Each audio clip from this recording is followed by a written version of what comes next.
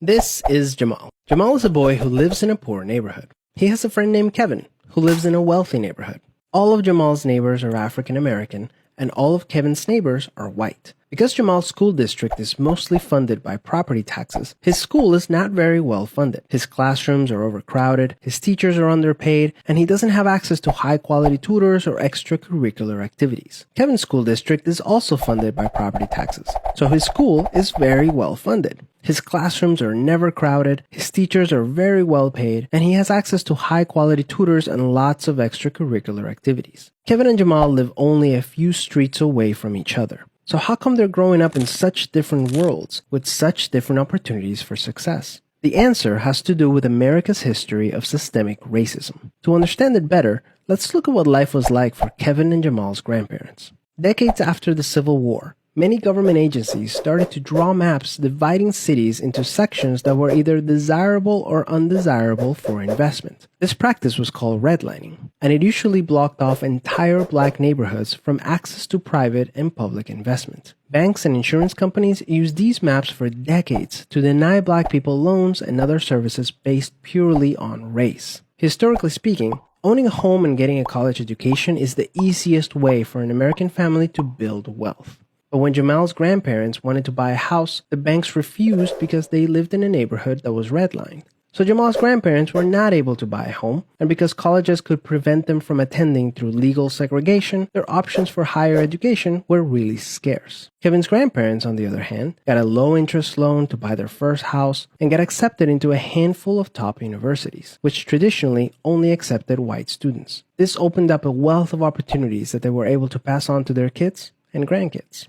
Even as late as the 1980s, an investigation into the Atlanta real estate market showed that banks were more willing to lend to low-income white families than to middle or upper-income African-American families. As a result, today, for every $100 of wealth held by a white family, black families have $5.04. A 2017 study confirms that redlining is still affecting home values in major cities like Chicago today. This explains how Kevin and Jamal inherited vastly different circumstances. Unfortunately, the story doesn't end there. A big part of systemic racism is implicit bias. These are prejudices in society that people are not aware that they have. Let's go back to Kevin and Jamal.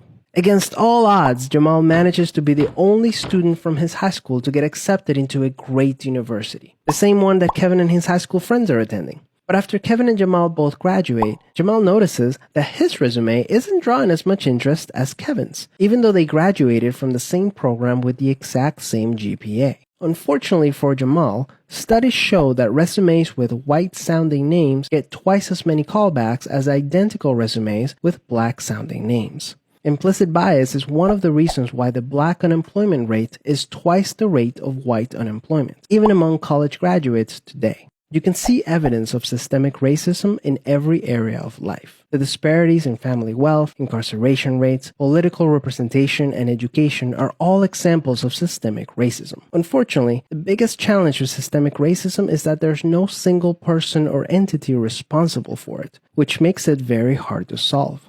So what can you do? The first thing you can do is work towards becoming more aware of your own implicit biases. What are some prejudices that you might hold that you're not aware of? Second, let's acknowledge that the consequences of slavery and Jim Crow laws are still affecting access to opportunity today. As a result, we should support systemic changes that create more equal opportunities for everyone. Increasing public school funding and making it independent from property taxes would be a great start, so that poor and wealthy districts can receive equal access to resources. Systemic problems require systemic solutions. Luckily, we're all part of the system, which means that we all have a role to play in making it better. Peace.